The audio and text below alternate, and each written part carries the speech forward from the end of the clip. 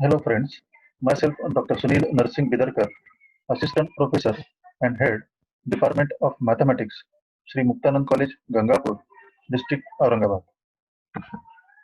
Here we see the lecture for BSc second year, third semester, which is the paper name is Mechanics First, Statics. In this chapter, we see the forces acting on a particle. Before we see the actual chapter, we see the basic definitions of which you are studied in previous standards.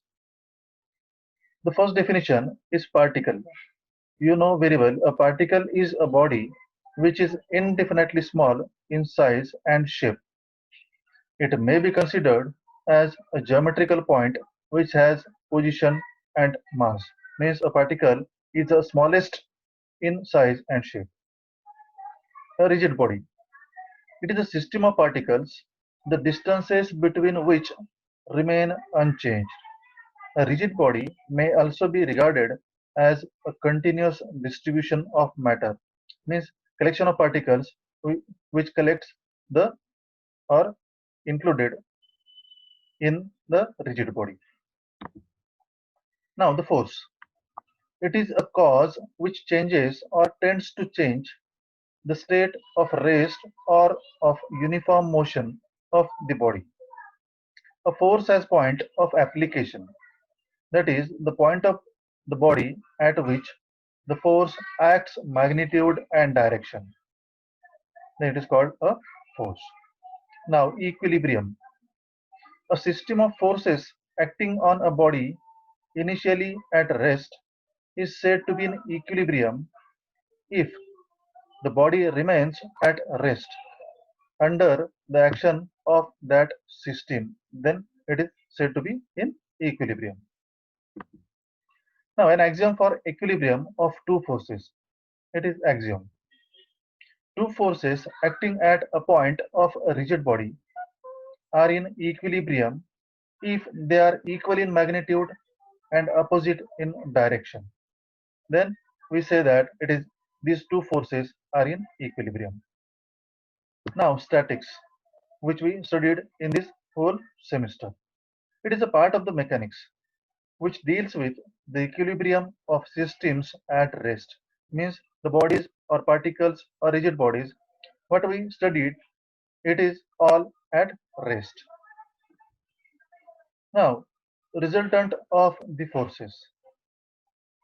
If a system of forces, suppose P1, P2, P3, these are the vectors, act simultaneously upon a rigid body, and if there exists a single force, vector R, such that the effect of vector R is the same as that of the net effect of the forces, then vector R is called the resultant of these forces. Also, the forces vector P1, P2, P3 are known as the components of R, components of vector R. Here is the principle of the transmissibility of force. If a force acts on a body, its effect remains the same, whatever point may be chosen on the line of action of the force as the point of application, provide this point is rigidly connected with the body, then it is called a transmissibility of that force. It is the principle. Now you know law of parallelogram of forces. You know already the law of parallelogram. Here we see for the forces. If two forces acting at a point are represented both in magnitude and direction by the adjacent sides of a parallelogram drawn through their point of application, their resultant, means it is vector R, is represented by the diagonal of the parallelogram passing through that point. It is the law of parallelogram of forces. Here we see for the proof of that the law of parallelogram of forces.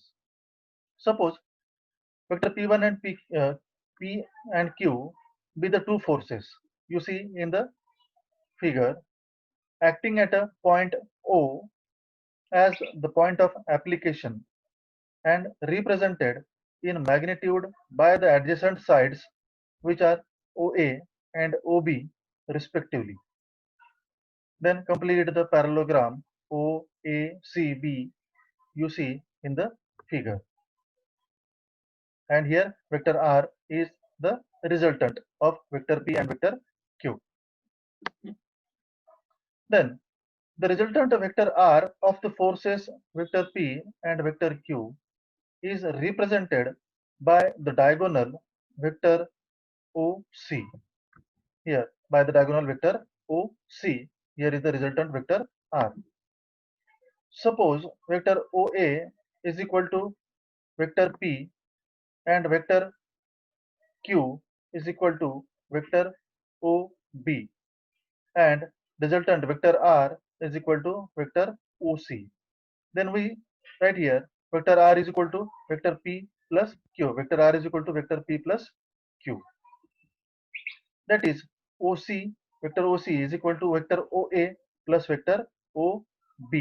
But vector OB is equal to vector AC because these are the opposite sides of that parallelogram. Therefore, vector OC is equal to vector OA plus vector AC. Yes, we see here vector OC, vector R is equal to vector OA plus vector AC. Means vector R is equal to vector P plus vector Q. Thank you.